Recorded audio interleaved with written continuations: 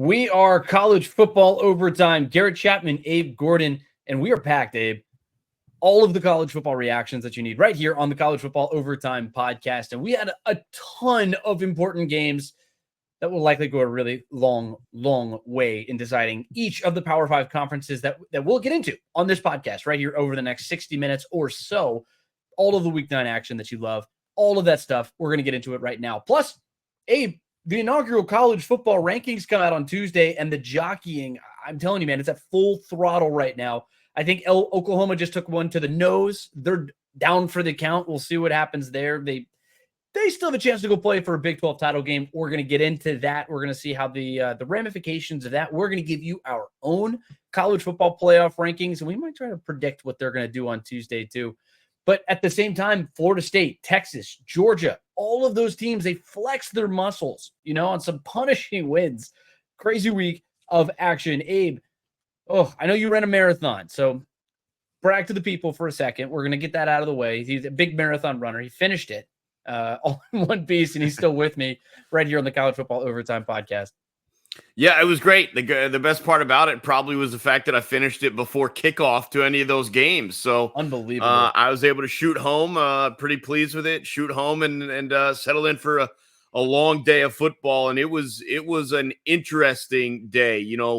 It was one of those days where we looked at the schedule. We looked at what games are slotted, and you said, "Man, look at this trio at 3:30." But the noon games delivered, and some great action late night as well. The 3:30 obviously took care of itself, but it was just another day where noon until midnight, all the way through, we were ready for it. Yeah, all the way through. And I know a lot of people were taking care of their Halloween festivities, given the fact that it's coming up on a Tuesday, which Tuesday's a big day for a lot of reasons. It's the NFL trade deadline. We're not going to talk about that on this podcast because we talk college football. It's Halloween, and then the inaugural college football playoff rankings are going to come out. And I think one team that really set themselves up to take a next step in that is the University of Georgia. They dominated Florida in this game. It was a beautiful sight to see for 50% of the stadium and not so much for the other 50%. One of the most beautiful sites in all of college football is down there in Jacksonville, Florida.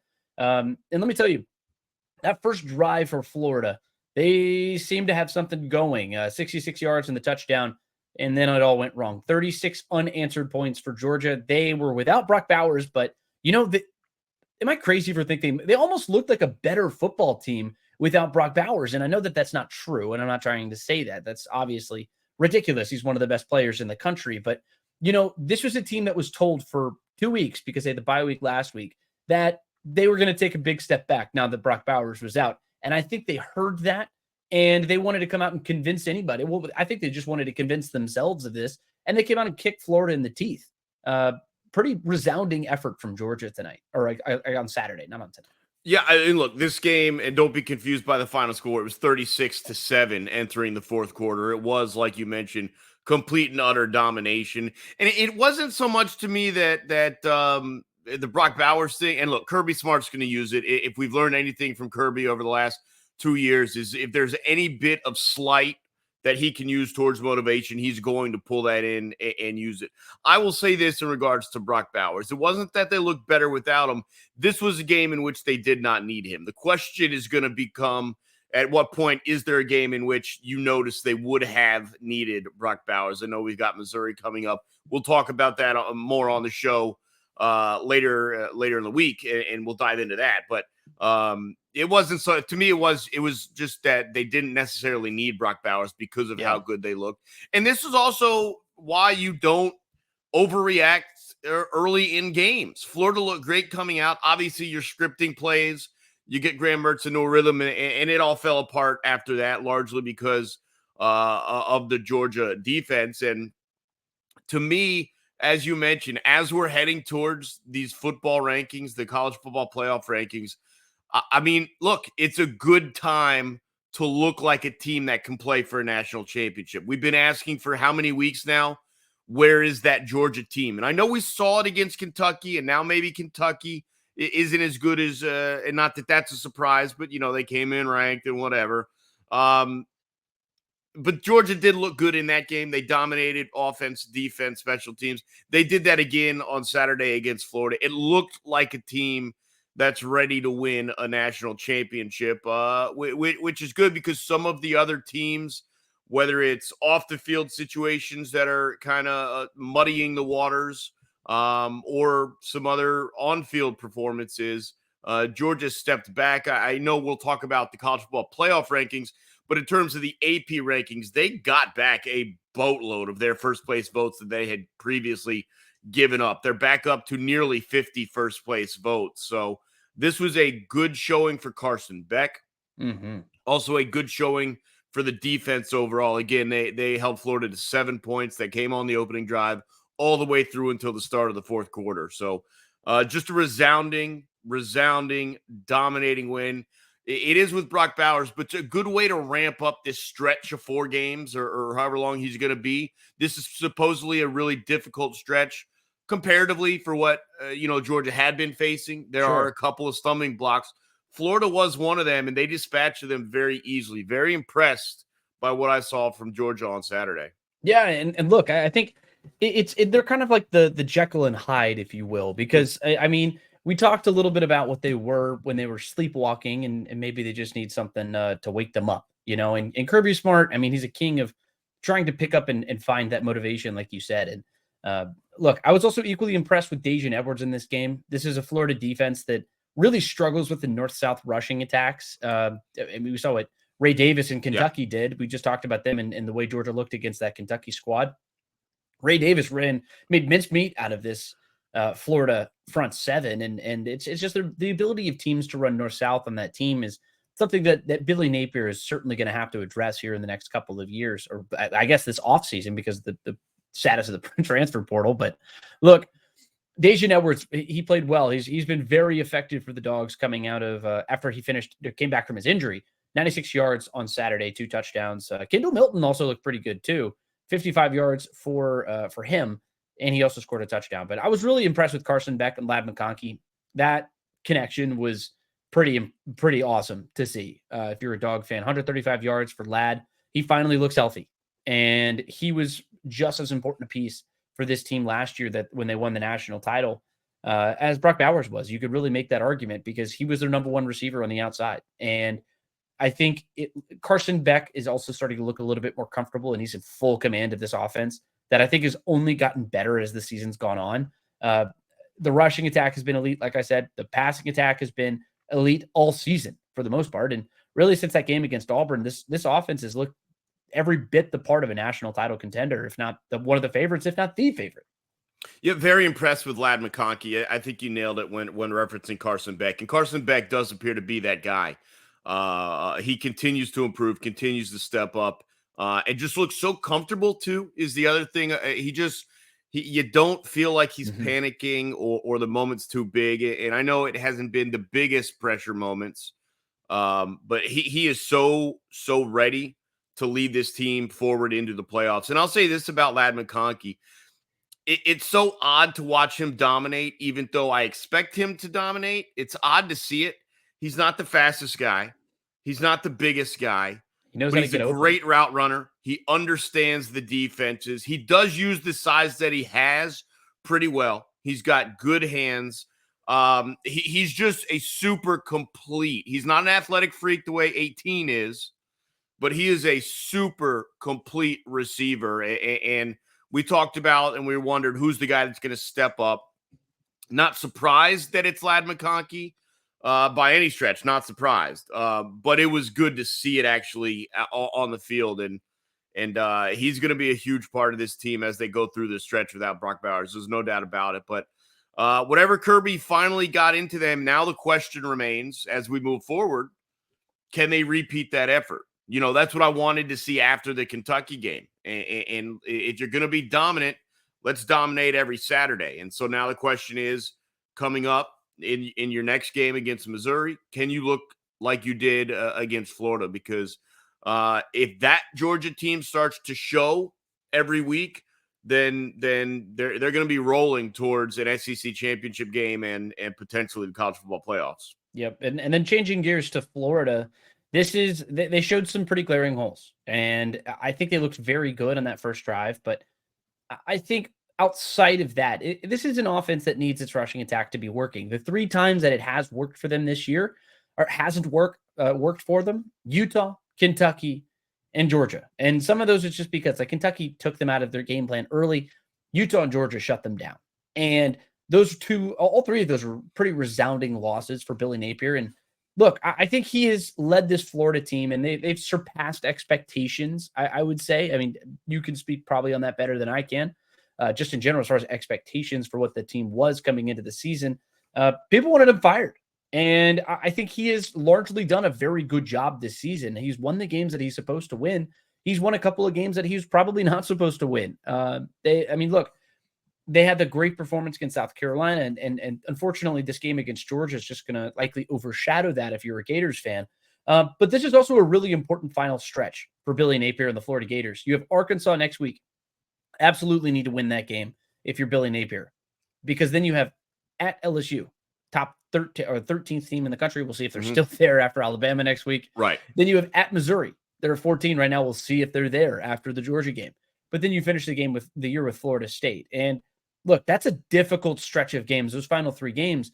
So you cannot let this loss turn into a second loss next week against Arkansas, because those final 3 games, man, this could very easily turn into a 5-game losing streak for Florida in the season. And I don't think anybody wants to see that in Gainesville. Yeah, I don't want to overreact to how Florida looked on Saturday, for being honest, because I do think the expectations, if you're realistic, was probably this. And yeah, you should be at Arkansas. I agree.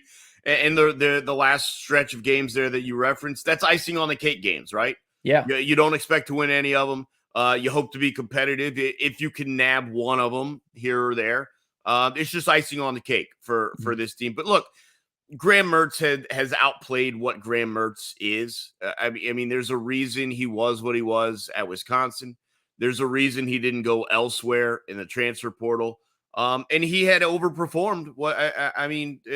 Just being honest, this is the Graham Mertz we kind of expected. He wasn't terrible on Saturday, but he wasn't amazing either. And you're only so good based on how your line protects and, like you said, the run game and all that stuff. So I'm not going to overreact to this. This is probably what this team is. It was nice to get that Tennessee win. That was an important moment, I think, for Napier. Is good. You were able to come back, but all in all, this is probably a team that's pretty close to 500, and I think that's okay. Now you have to take a step next year if you're Billy Napier. You've got to threaten 8-4 or 9-3 at some point to try and rejoin the elite, not even the Georgia level, but to get where you need to be in second place in the SEC East. You got to take that step at some point, but that step was never coming this year. So I'm not too hard on Florida after this one. This is a situation where Georgia, who we all keep trying to crown, and I've been hesitant to put them and give them first place votes. They finally look like the team that we've been waiting to see. So bravo to them for showing up on Saturday.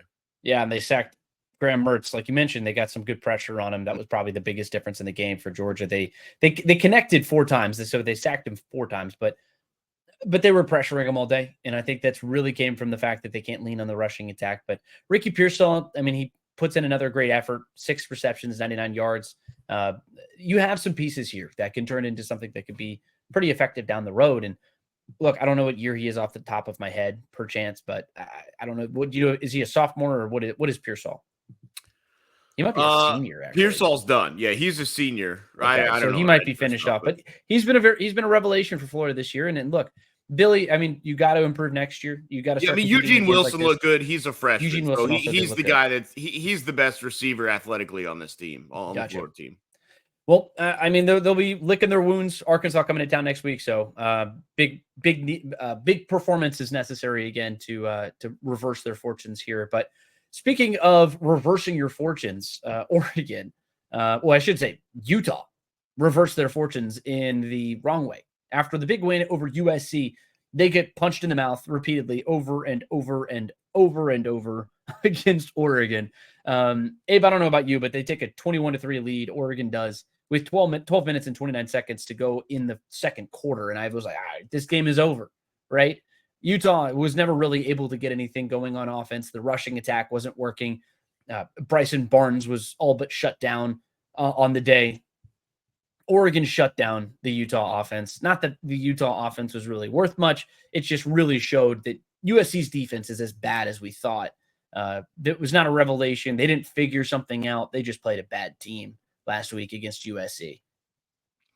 Yeah, there's no doubt about that. And I know you had some very serious questions leading into this game about this Utah offense and would they be able to reach the 20s? And it proved to be an accurate take out of you. So good job on that call. It was a situation where they were outmatched on both sides of the ball. And you had an offense with Utah whose quarterback could not compete in this game with what Bo Nix is able to do. Forget the playmakers around them. And I agree with you. I know they fumbled on their second possession, Oregon did, but it felt that like it was close to getting out of hand. And when they go for a touchdown on their third drive, touchdown on their fourth drive, and like you said, it's 21-3, and there was no road back for Utah. There was no situation. This game was always, as you mentioned, if they could have somehow found a way to keep this to 17-13 or something like that, that was the only way they were going to win. And the Oregon offense is just too good, and the defense as well. This is a very complete team that lost the game. And just like, Texas or even Alabama, you got to be careful burying some of these one-loss teams who might actually be better than the team that beat them. I'm not suggesting, we'll talk our way through it and we'll play our way through it, that, Oregon's not necessarily better than Washington. Texas is not necessarily better than Oklahoma, but I do think you got to be careful burying some of these teams that have stepped out of the picture for the moment. Very easy to see Oregon getting back in the picture, and this was a very impressive performance. Just complete. It was just a very complete win on the road, tough environment against the team that is well coached, is normally pretty disciplined. They don't beat themselves. This is not a team that wasn't ready for that sort of game or that sort of moment. They've been in those games. They've had those moments, and it did not matter. It just did not matter. That's how good Oregon was and continues to be this season. The one loss that they have, it's going to keep them pushed down the rankings. I understand that. I don't know how many teams are better than Oregon in the country right now. Yeah, and I actually have them as the best one-loss team in the country. I think they're better than some of the undefeated teams right now. Yeah. Kirby Smart actually said this a couple weeks ago. He said, well, someone asked him and said, hey, well, aren't you worried about people not voting you number one? He said, I don't care. I don't care. I only care about what I'm rated at the end of the season. I don't want to be number one right now. I don't care if I am. I want to be number one at the end when it's all said and done. And look, some teams, most teams don't ride like undefeated seasons. They don't go all the way through. Some teams need that loss to sort of wake them up a little bit. And you saw this with Florida a couple of years ago when they lost to Ole Miss and they go on this huge run. And it was like the galvanizing moment that they needed to really kick them into gear. You saw it happen with Alabama in the past when they lost to Ole Miss, and then they used that to galvanize themselves and shoot into a national championship bid. Some teams need to lose. And at the same time, it's like they are completely in control of their own destiny right now. They're going to go down the line, win the games that you're supposed to win, which is every game on your schedule, and then go play in the Pac-12 title game. Hopefully you're facing an undefeated Washington team and you can seek retribution then. And at that point, you're going to be in. Like a one-loss Pac-12 champion this year is most, beyond a shadow of a doubt, in the college football playoff. So I think this is a very good Oregon team. I agree with you. They're the best one-loss team in the country. Again, they're better than some of the undefeated teams that are out there right now. But look, I was impressed with all phases of this Oregon team. I think they're a complete team. They can run the ball effectively. Bucky Irving had another really good day against a really good Utah defense. Bo Nix has had his 70% completion in multiple passing touchdowns in 9 straight games. He passed Kellen Moore for the longest active streak. It's like they can do everything on offense. They have skill players on the outside who can burn you. They can get you deep. They have big players who can catch you and get the big contested yardage. And then on defense, they're pretty effective too. So they are one of the most complete teams in the country, and they showed why they are a team to be feared against Utah. This is a team that they had won 18 consecutive games at home. Like you talked about Kyle Whittingham, he's one of the best coaches. I think he might have a claim as a top 3 coach in college football right now. And Oregon came in there and just outclassed them. They out-physicaled them. They beat them at their own game. And this is just a resounding win for the Ducks.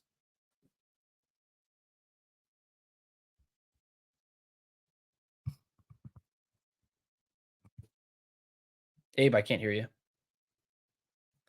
I think we lost you. I muted my mic while I was drinking water, and then I forgot to unmute it. No, I think you're right. It's just one of those things where I don't want to put the cart in front of the horse. Sure. But I'm just dying to see that Oregon-Washington rematch. I'm dying to see I got my fingers crossed, how man. it plays out and who goes to the playoffs, because it just feels deserving. And again, both teams got to play their way there still. And there's still a number of ranked opponents that they'll have to deal with. But it just every week I see, especially Oregon, we'll get to Washington later, but every week I see them, they impress me more and more. And I remove the idea that they lost a couple weeks ago. It's just so easy to get past that because they're so impressive. But at the end of the day, they still got to take care of their business. Washington, as you mentioned, has to take care of theirs so we can see that rematch, or else it may not matter. But I mean, they're one of the few that looks right now, one loss or not, that they are capable of winning a national championship.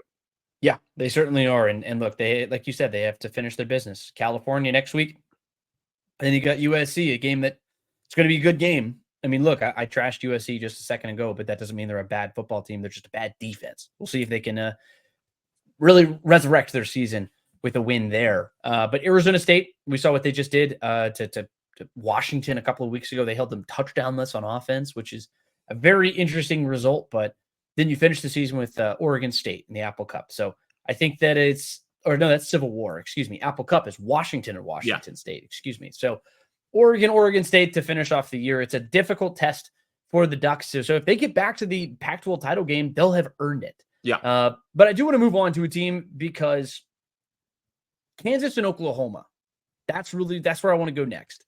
This is probably the first college football game that has rocked the national landscape. I would say, honestly, because as far as upsets go, Oklahoma's been holding off the rally against UCF last week.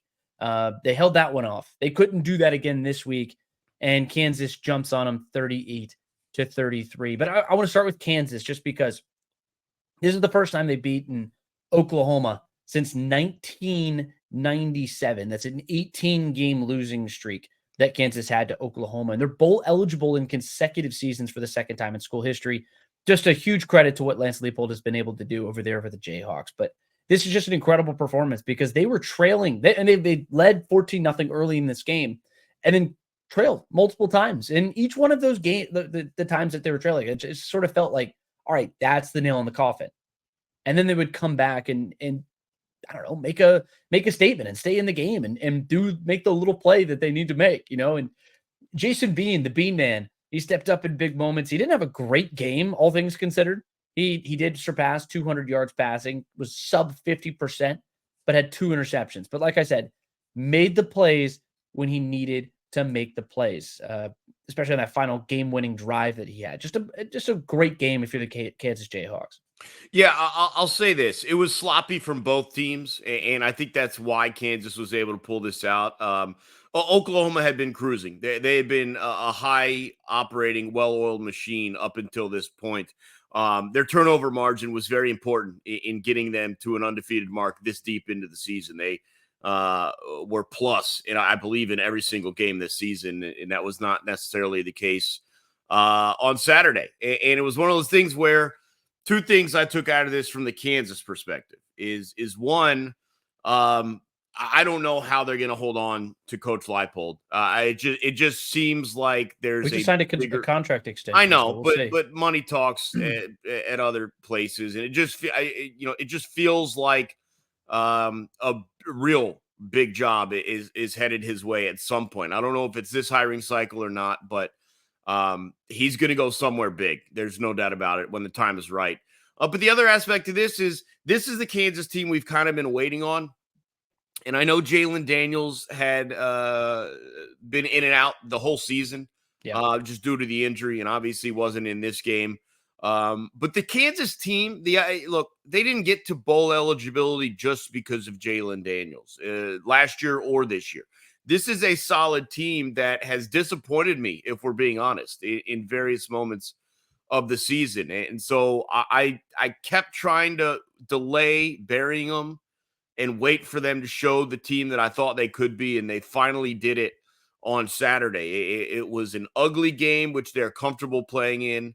A lot of back and forth, back-to-back turnovers, stuff like that. And it was good to see them get that one. This is a interesting moment now for the Big 12 because I'm no longer convinced of any of their teams getting to the college football playoffs because with Oklahoma now losing, I don't know if Texas going through is if that's enough to get them in. So, I mean, I know that's a discussion for later down the road and all that, but this is a big, big blow to the Big 12 this year. Yeah, it certainly was. And look, Oklahoma, they have Bedlam next week. It's Oklahoma State.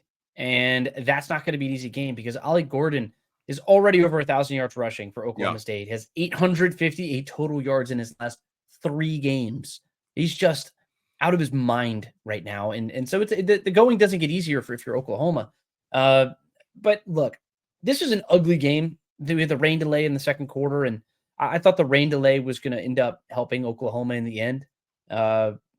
But the defense was lackluster. They had 218 yards passing for Kansas, 225 yards rushing, 443 total yards. This was a stout defense that they'd been able to hang their hat on it, for the most part. And that's what Brett Venables cuts his teeth is on the defensive side of the football. But then on the offensive side of the ball, Dylan Gabriel really struggled in this game. 14 of 19, really inefficient.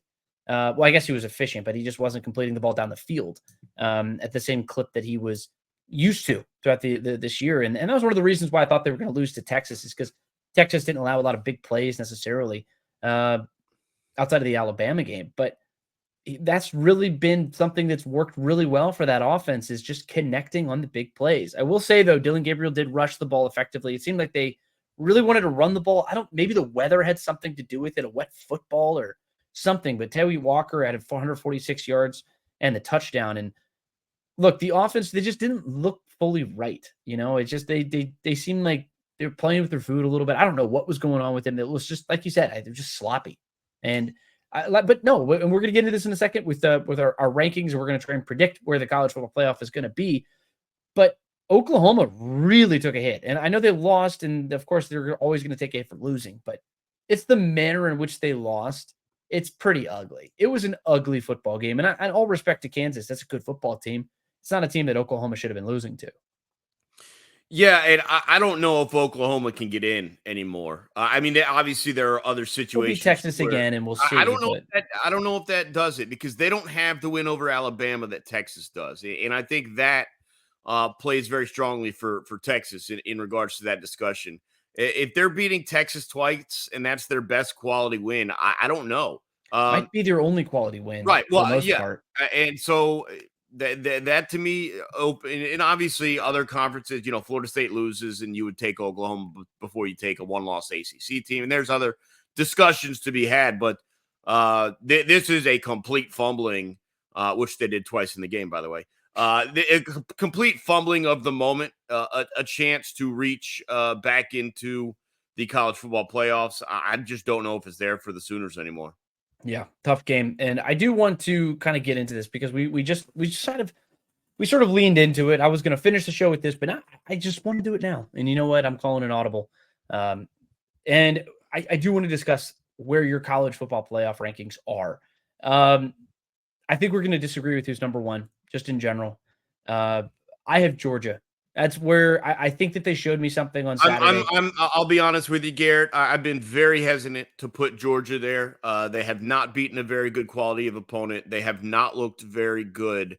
This was the right time for them to look good against a decent opponent. If you go by rankings, Florida would have been ranked 26 in terms of that nonsense if you extend it down the list. Sure. And Georgia looked great. There's no denying it. I have not voted Georgia number one at any point this season. I also have them number 1 right now.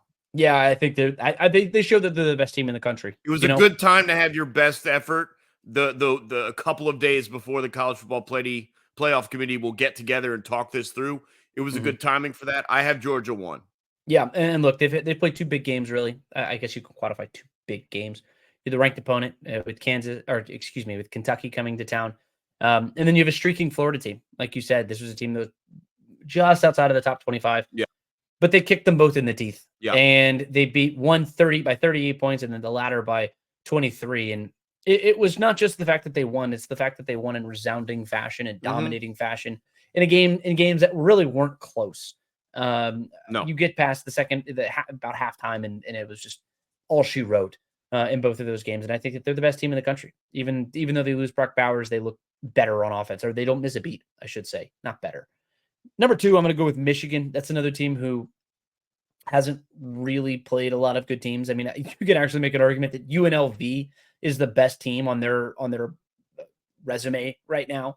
Now that's going to change when you have to play Ohio State down the road, and you got to play Penn State on November 4th. And look, they're going to have opportunities to show up and show out, but they had the bye week this week to prepare for Penn State, and we'll see how that affects. And we saw Penn State kind of stumble because I think they might have been looking ahead, but not the point. Michigan is the second best team in the country. They've shown it. They've been dominant every game that they played.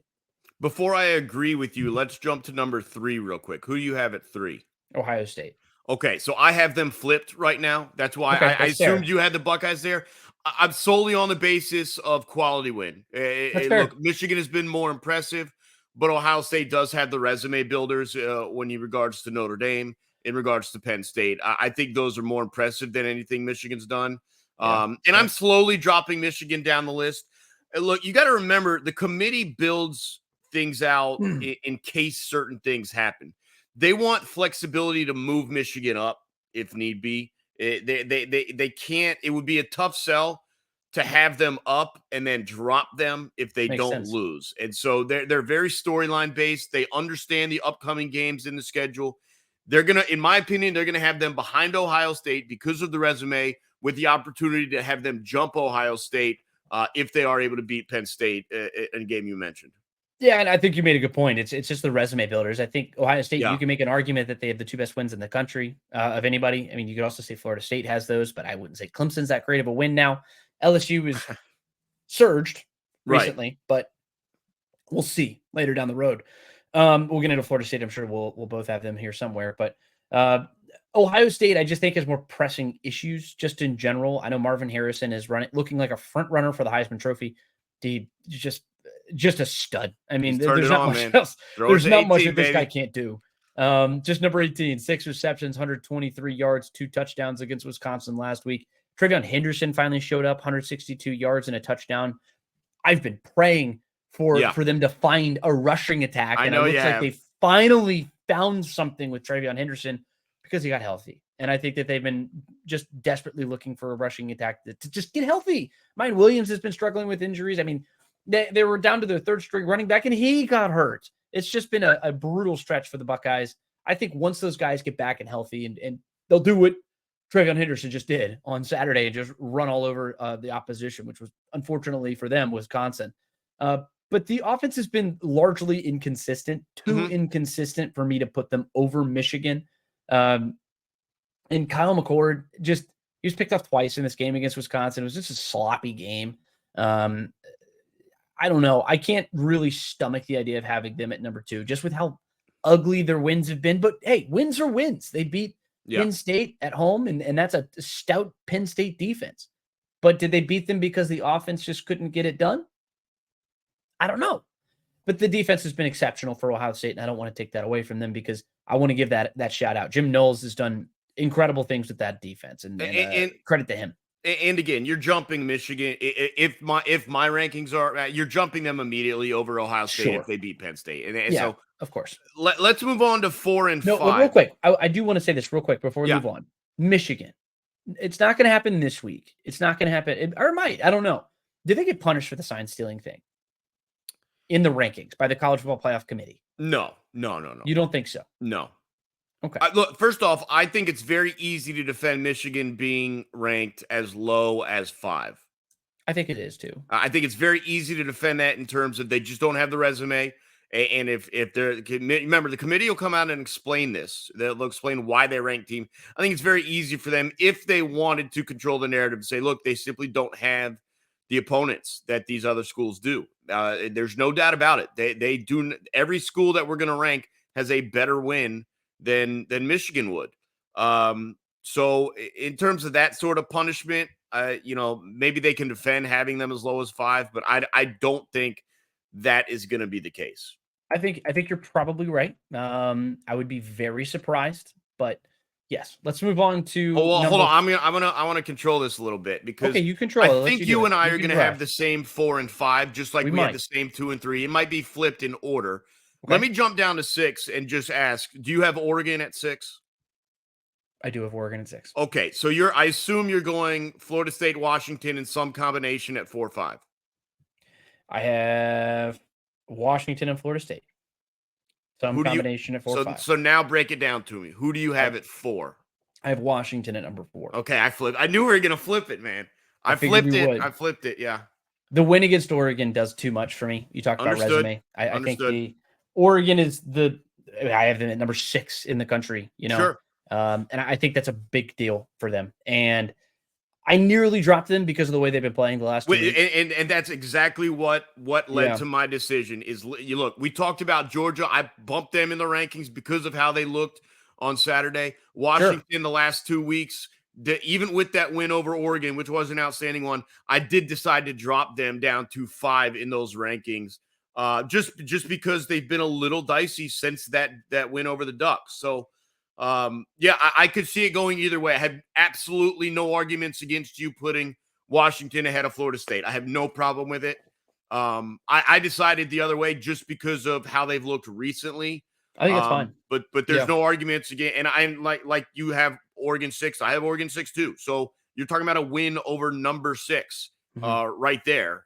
So I can certainly understand that as well. In fact, look, I know we talked about Michigan. Make the case for Florida State, though. Make the case for Florida State. Why are they number 4?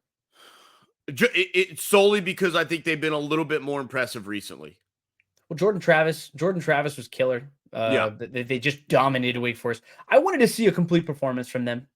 I know it's 41-16. I would call that I'm and that's not saying you're not calling it that, but but what I'm saying is going into last week, I really wanted to see the complete performance against who I considered a competent, strong opponent. I mean, we talked about what they were going to do against Dino Babers in Syracuse, but they've since just fallen off the map. I mean, they're winless in the ACC right now. They've looked hapless. So I wanted to see what they looked like against a pretty good Wake Forest team on the road. And I know John Fricke and I talked about it on Saturday mornings on College Football Game Time on Sports Radio 92.9 The Game. Find it anywhere on the Odyssey app. Shameless plug that I'll make another 2 or 3 times on this podcast. But I wanted to see them put it together in all phases of the game, and not just with big plays like what they had against LSU or the big fumble against Clemson on the road. Right. I wanted to see them do it in all phases of the game, and they did it on Saturday. Trey Benson made plays on the ground through the air. The running back, Jordan Travis, had 359 yards and 4 total touchdowns. But more impressively, the defense showed up in a big way. They held a pretty good Dave Clawson offense to 210 total yards. This is a team that has looked objectively better as the weeks have gone on. I'm worried that they have some minefields down the stretch. We talked about Florida earlier in the podcast.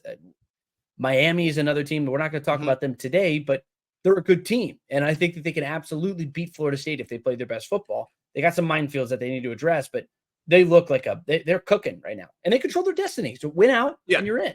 Look, I'm not punishing Ohio State for a game they probably should have lost against Notre Dame. I mean, you're literally a single play away. Lost that game, yeah. You're a single play away. I'm not punishing Florida State for a game they probably should have lost against Clemson, because if you don't make that single play, that's a different game as well.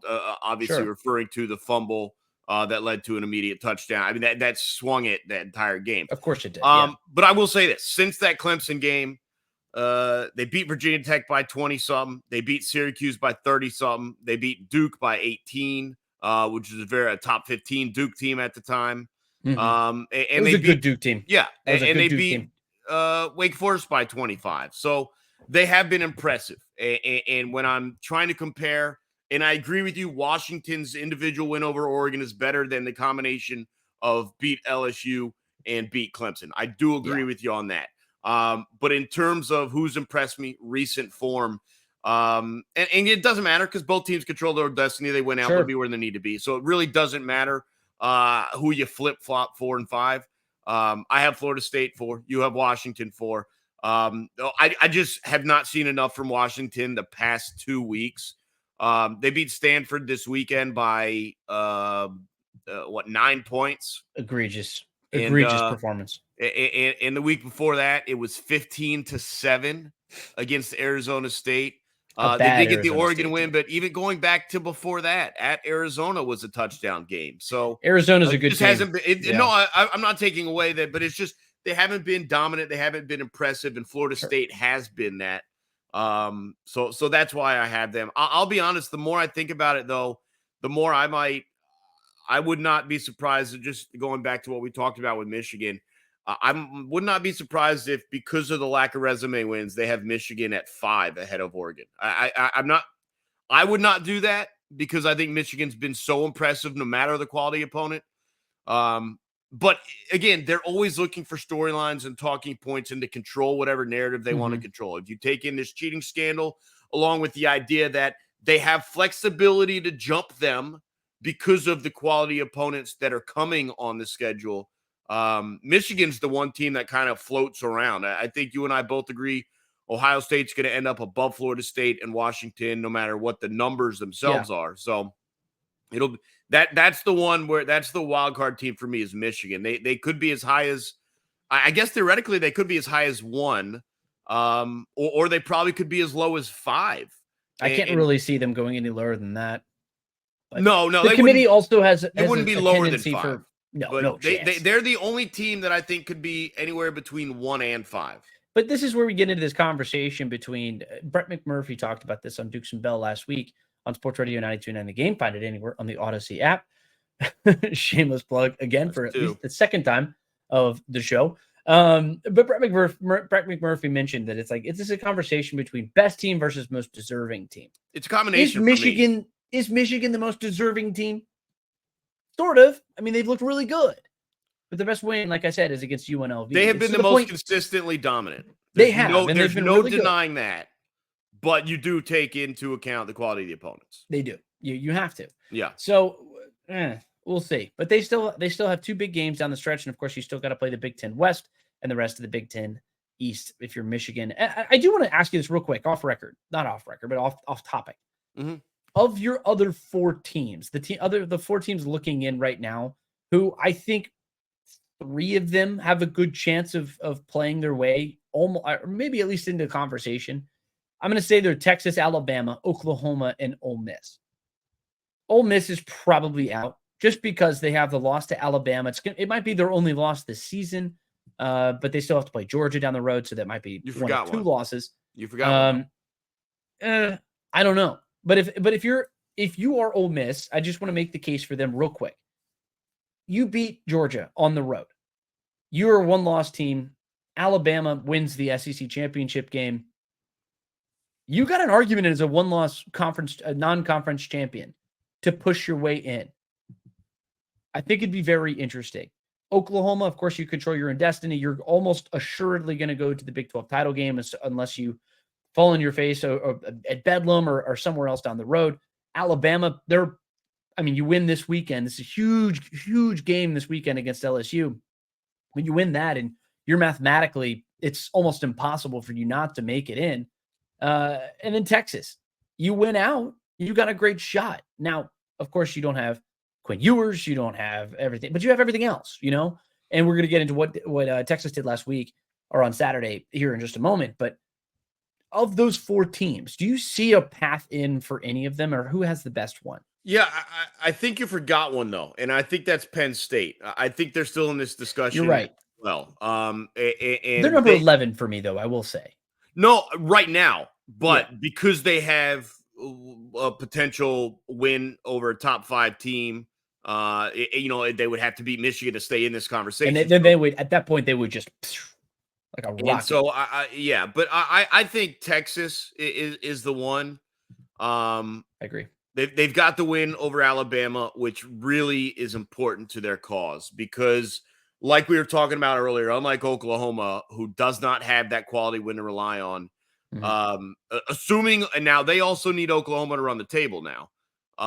But Oklahoma is 10 right now. They're probably not going to be jumped because of the combination of how teams would have to jump them would mean that teams above them would lose and fall. Trust me, it makes sense. But for instance, if LSU were to beat Alabama, LSU might jump Oklahoma, but because of the loss, Alabama would drop back down. There's a bunch of those combinations of results. So I think Texas is the one that at one loss probably still best controls their own destiny because of that road win in Alabama. I think they're holding on to that one very tightly because that's, for them, the biggest differentiator between any team that's going to have a one-loss argument. Oregon aside, they're in their own discussion as in terms of one-loss teams. Sure. Abe, I want to move into a bit of a lightning round of sorts. Let's do it. And we're going to start here locally. Yeah, Georgia Tech. Great game. Fun to watch. Over North Carolina. If you missed this game, do yourself a favor and go back and watch it. They had fireworks galore in this one. And of course, they honor Paul Johnson, triple option savant, but he's going to the College Football Hall of Fame. Recognized him, and they honored him by running for 246 yards in the fourth quarter alone. Drake May had a pretty good game. I will say, all things considered, the UNC offense is fine. The UNC defense, on the other hand, gave up 22 fourth quarter points. They had 4 different opportunities to put it away, because they led by double digits. And then they give up 46 points, which is the 4th most for Georgia Tech against a ranked opponent in school history. They give up 635 yards of total offense, which is the 5th most in school history for Georgia Tech. 348 yards on the ground. Just an incredible performance. Haynes King, 4 touchdowns on the day. I mean, that might make him the most successful quarterback that Jimbo Fisher had ever that he had recruited in the last decade. I mean, it's been a very impressive day for Haynes King. It's been a good season for him. He did have the interception and nearly derailed a potential comeback opportunity for Georgia Tech. But look, they're 4-0 against ranked ACC teams. They're 3-5 against unranked ACC teams. Now they get another one of those unranked teams next week against Virginia, but they're also 4-1 on the road as an underdog, which they are against Virginia. Georgia Tech is just the ebbs and flows of their season. They're a checkerboard. They've lost and then won and then lost and then won. It's just a crazy season for the Yellow Jackets with Brent Key. Well, it makes up for the loss to Boston College a week sure ago. Does. Because you're talking about you need this game to stay on track for bowl eligibility. You lost it. Now you're like, all right, well, you got to beat a ranked team here or a ranked team there or Georgia. Yeah. That's not going to happen. Well, it did happen. And you're right. The North Carolina defense was a big letdown. They can't end this game with 0 sacks. That's what it boils down to me. They have too good of a front. We've seen it throughout the season in big games where they have gotten pressure. And it's just all come unglued. I mean, what is it? 18 days ago, we were talking about they may actually be better than Florida State, and Tez Walker has changed the scope of that offense and this, and that's all fallen apart in the span of 2 weeks. And they're not even in the discussion anymore. They I don't know if I guess they're out. Updated the rankings. Let's say, I don't know, they're going to stay in the rankings. So there you have it. 2 weeks can change a lot, but I don't want to focus on North Carolina. It's all behind at this point. This was about Georgia Tech. This was a really impressive showing. And look, I don't want to complain about a lack of consistency, but the question is, how do you find that consistency? I think that's the challenge now for Brent Key. I think he's shown that they can compete in these games with these teams, but week in, week out, where is it? And that's what I'm looking for. Again, we talked about like what's the next step for Florida under Billy Napier next year. What's the next step for Georgia Tech? Obviously, this season, don't lose the games you're supposed to win. Get to bowl eligibility. Move on from there. But next season, let's find that consistency that you have shown you are capable of, because at times this is an outstanding Georgia Tech team. And then, unfortunately, at other times, Bowling Green comes in and rolls up 28 or 35 straight or 38 straight, whatever the number was. It was brutal. You've got to find the middle ground there. But this was an awesome game. I was out at a bar, and it was just fun to watch. It's one of the that's what's crazy about what we're seeing at Georgia Tech now. Whether you think they're like a good program or not, they've become fun. They've become kind of cool in the city of Atlanta again. And that's awesome to see. They're never going to overtake Georgia. I think people understand that. But they mattered on Saturday night. I don't care that it was a fact that there were no other great premier games on Saturday night. They mattered on Saturday night. At the bar I was at, people were watching that game more than any other game out there, including Tennessee, Kentucky. That was pretty cool for me to see, I'll be honest. Yeah, and the last time I saw that was when I was out at a bar after the during the Miami and Georgia Tech game. The other ranked win that they have in the ACC this year. Just an incredible game for the Yellow Jackets. And Dante Smith, big shout out to him. The last offensive player that Paul Johnson recruited at Georgia Tech, 178 yards rushing. He has and he had a touchdown. He had a long of 70 yards. He's probably the biggest reason they won this game. He was the guy. They just sort of handed him the ball and said, go in the fourth quarter. And look, he has 239 yards in the season. People had been asking questions. Hey, where is this guy? He was considered to be the leader in the locker room coming into the season. And well, he had made up a 50% of his season totals in terms of rushing on Saturday alone. And I want to see what they do next week. And look, you beat Virginia. You have a chance to go beat Clemson in 2 weeks. Then you're alive in the ACC, the race for an ACC. I was just looking at the standings. Yeah, I was just looking at the standings. They're right there. And that's a courtesy. I mean, and we talked to Brent Key after the game. Of course, I also covered the Georgia Tech Yellow Jackets, so I was there for the field storming, and I have my first ever field storming that I've been a part of. An unbelievable experience, mind you. But he mentioned after the game that there's been carnage in the ACC. Now, you need Louisville to lose twice, and I don't think that that's going to happen down the stretch. We're going to get into them here in just a second. Virginia Tech, you probably need to lose twice. That's doable. I think that can happen. But there's a world that they finish top 3 or top 4 in the ACC. And it's more just also a credit to how bad Clemson's looked. But that's not the point, and we're not going to get into that right now. I just want to shout out Georgia Tech and all the great things that they've been doing over there on the flats. I want to move into the other ACC team that we were discussing, the Louisville Cardinals. We knew what they were on offense, but they just showed out on defense. I know that Riley Leonard didn't play in this game, and look, I foolishly picked Duke to win this game.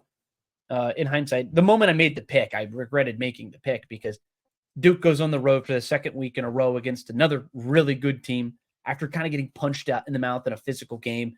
Second week in a row on the road, playing without your starting quarterback. All signs pointed to Duke not being able to win this game, but the offense just disappeared. And Jawar Jordan showed up in major fashion. He got hurt against Pittsburgh, and he comes back with a career-high 163 yards and 2 touchdowns. He leads the ACC now with 5 games with 100-plus yards. Just a great day for the Cardinals. Yeah, it really was. And I'll be honest, I do wonder if I'm going to be sitting here a month from today talking about what could have been for Louisville, because they're not in the discussion. But man, they've got a manageable schedule. Obviously some tough games, Miami and Kentucky to end the year. But Virginia and Virginia Tech are the next 2 in reverse order. I mean, this is probably an 11-1 or 10-2 team. And it was, as you said, a very impressive performance defensively. They held Riley Leonard to 9 completions. So it was, and you could see it early too. It looked like it was going to be tough all night for Duke. It just looked tough.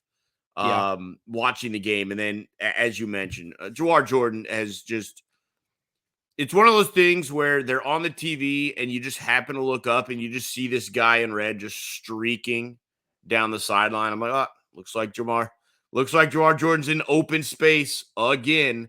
It's kind of felt that way most of the season when he gets the ball in his hands. You give him an inch and he'll take 30 yards or 40 yards or whatever's left before the end zone. Very impressive from Louisville. And it's a situation where there's just a ton of regret, I think, when you go back and think about the game they did lose, because they got a real shot to run the rest of the table in impressive fashion. I'm in on this team after how they looked. And it says a lot about a coach being able to get the program to the levels that it's appears to be at right now in very quick fashion. Yeah, and I did say that they were without Riley Leonard. There's context He's not himself. Involved. He's not himself. There's context involved in what I said there. He's not himself. He's not the guy that played against. If he can't Notre run, Dame. You can't. Yeah. The majority of what he does is based off of his athleticism. Well, no one's hiring Cam Newton to be a pocket passer. And that's what you've got right now. And Leonard's not. He's certainly not Cam Newton necessarily, but he's a guy who relies on being able to get out of the pocket and move and with his mobility. And Louisville just sort of took advantage. This is a good pass rush, and they got into his face, and they hit him early and often. I do want to say this. I want to shout out the Louisville offensive line because we gave Jawar Jordan his love. He's undoubtedly one of the best running backs in the ACC. He's right up there with Amari and Hampton as, I think, front runners for all ACC first team. That offensive line was sublime on Saturday. This is a Duke defensive front, which is really the reason why I picked this team. I picked Duke to win this game as much as more than anything. They don't allow big plays, and Louisville relies pretty heavily on their big plays. And Jamari Thrash continued to have his big plays, averaged 10 yards per completion, 73 yards on the day. He's a great wide receiver for Louisville, but they relied heavily on those big plays. And Duke didn't give up big plays. That's not really what they do. And I will say this offensive line for Louisville showed up in a big way because Jawar Jordan, 73% of his yards, of his 163 yards, came before contact against this front seven for Duke, which is, I mean, it's not littered with star talent, but it's very well coached, and it harasses your opponents. They took Florida State to the brink because of the front seven, and Jawar Jordan was just masterful in this game. But give the offensive line their flowers for the way that they looked. Yeah, look, again, it was just a really impressive performance, and whether Duke's quarterback was full strength or not, a shutout's impressive at any stage of college football, no matter who the offense is, unless it's Iowa. I mean, it was an impressive performance, and Louisville's showing that they're legit. There's no doubt about it. Yeah, and I want to talk now about the best 5-3 team in the country, Arizona, because it looked like they were right there ever since they planted Noah Fifita into the starting lineup. They made him the starting quarterback, and all he's done is throw for 280-ish yards a game and almost 3 touchdowns per game. And he did it again on Saturday, threw for 275 yards and 3 touchdowns as they take down a top 15 Oregon State, a team that was very much right there in the thick of things in the Pac-12 title race. And look, Arizona had been right there on the cusp. They were right there, Abe. They lost to Washington by 7. They lost to USC by 2 in triple overtime. And then I really felt like they put it all together, and they just beat the brakes off of Washington State last week in a game that I don't think a lot of people expected that game to end like it did.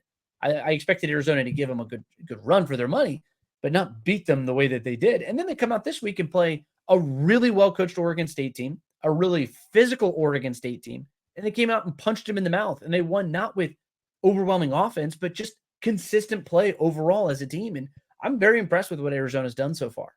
Well, look, this is a team that's lost 3 games by a combined 16 points over the course of the – and what happened to them is they got lost in the shuffle because, look, we know there's Washington and Oregon, but there's USC, there's Utah, there's Oregon State, and there's been Washington State. And whether or not Colorado's good, they got a lot of headlines out of that conference.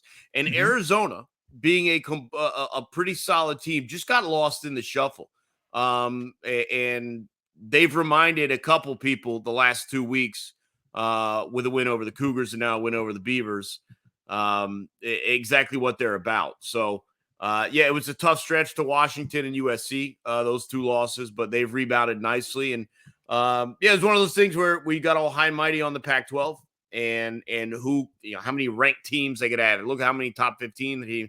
This is one that wasn't there at the time that has surpassed a couple of those, including Oregon State, who they took out Saturday. Yeah, it was just a masterful performance. I will say DJU didn't look very good. They harassed him pretty effectively. And Jonathan Smith, the head coach of Oregon State, made a very questionable decision. Tries a fake field goal, likely the difference in the game. He does that at the end of the first half in a game. Just take the points, And they're now one of 7, 3-2 Pac-12 teams, like you said. It's really, really convoluted right there in the middle. Utah, USC, these other teams. Hopefully, Arizona's right in there too now. Well, let's just worry about the top 2. I'm worried about the top 2, and hopefully those 2 get through unscathed, because I think the Pac-12 absolutely needs to be represented in the college football playoff. But Oregon State takes a big chunk out of their potential race to the Pac-12 title game. Another one who I think just took a chunk out of their season, Clemson, man. Just a miserable performance again. And it's another game where Clemson has snatched defeat out of the jaws of victory. Dabo Swinney has said a few times that they are just a couple of plays away. And this is another one of those games where they were absolutely just a couple of plays away. But you know what? Those plays matter, especially when you stack plays on top of each other.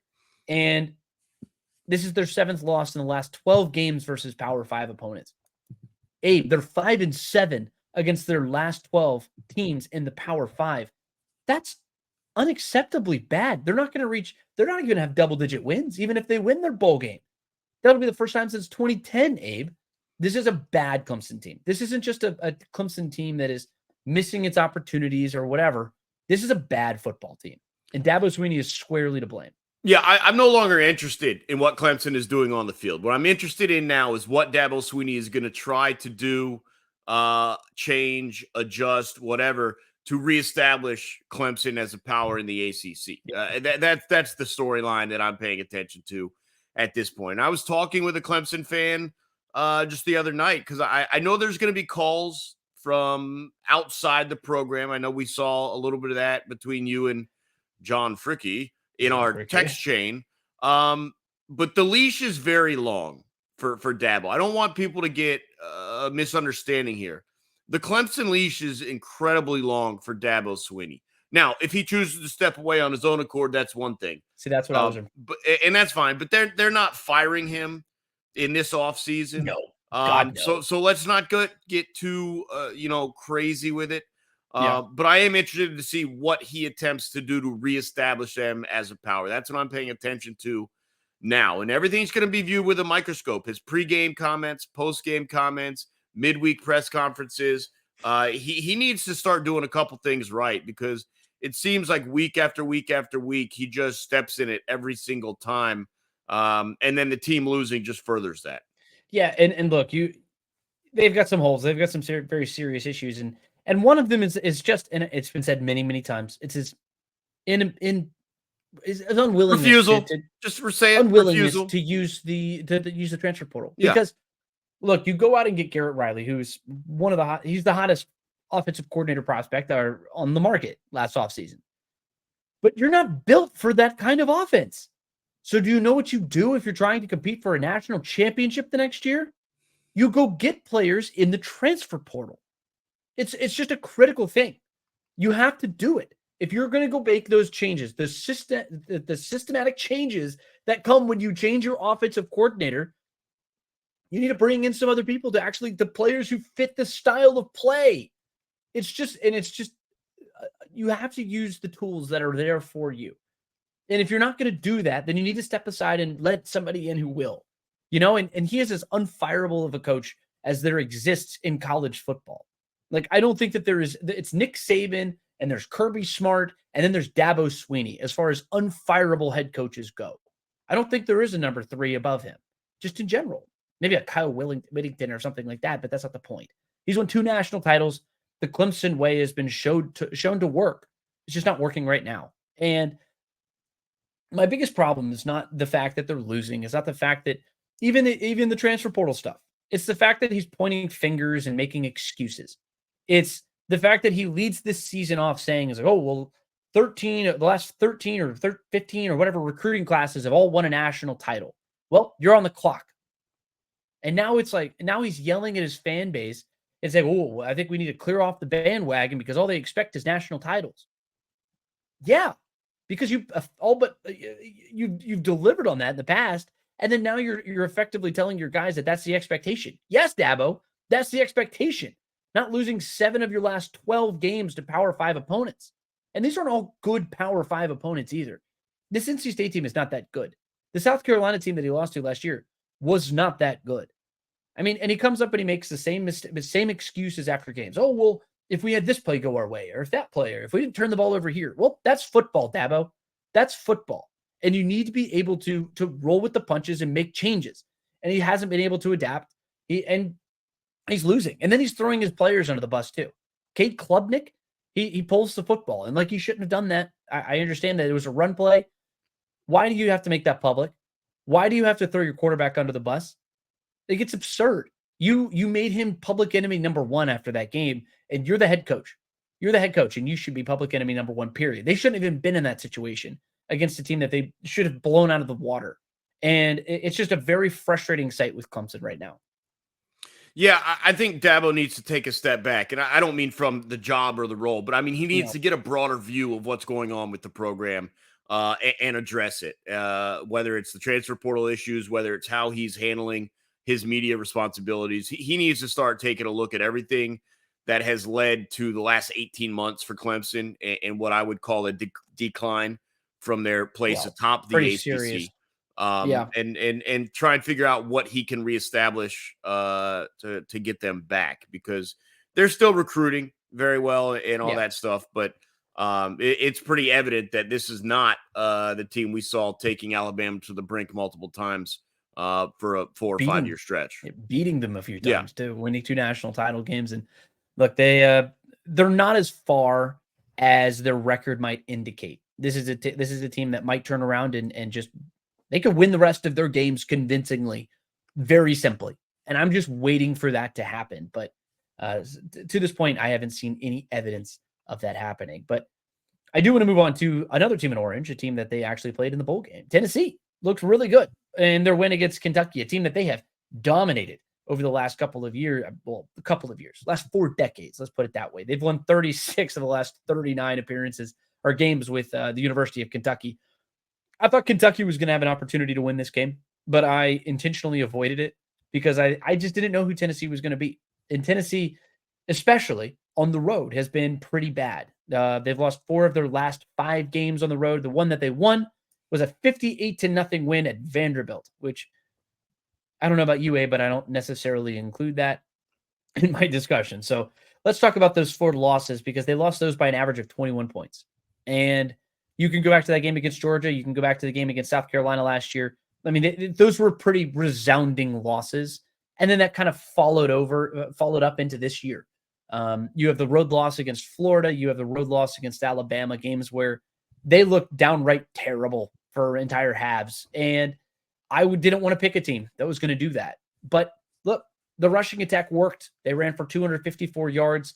They did what they needed to do. And they weathered a storm that was Devin Leary, who finally looked like the transfer quarterback that we expected him to be. But Tennessee was just a better football team. They've generally been the better football team in this rivalry, and it showed again on Saturday. Yeah, look, this is not a misread on Tennessee. This is a misread on Kentucky. And I think we got way too crazy about them after the Florida win, right? They Probably, yeah. That's how I look at it. They get dominated by Georgia. They get dominated by Missouri. They play a tight game, a close game here against Tennessee. But I think this is more about a misread of Kentucky than it was about Tennessee. I thought Tennessee did a great job offensively, very balanced, 228 yards passing, 253 yards rushing. Joe Milton was very efficient, 18 of 21. Smart with the football, and they let what was working work. And so this is a good, solid win for Tennessee. They are better than Kentucky. This is not surprising to me. But it's just we see these storylines sometimes, right? We're trying to build up Kentucky. We're trying to build them up because we're always trying to build someone up to face Georgia and make a game bigger than it really is. Tennessee last year was always built up bigger than it really was. Missouri's the next team. We're going to see it all this week.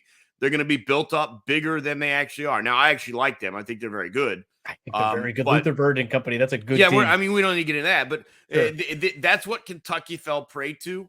And I think we've seen over the last 3 weeks that Kentucky is still Kentucky football. It's an 8-4 team or whatever they're going to be.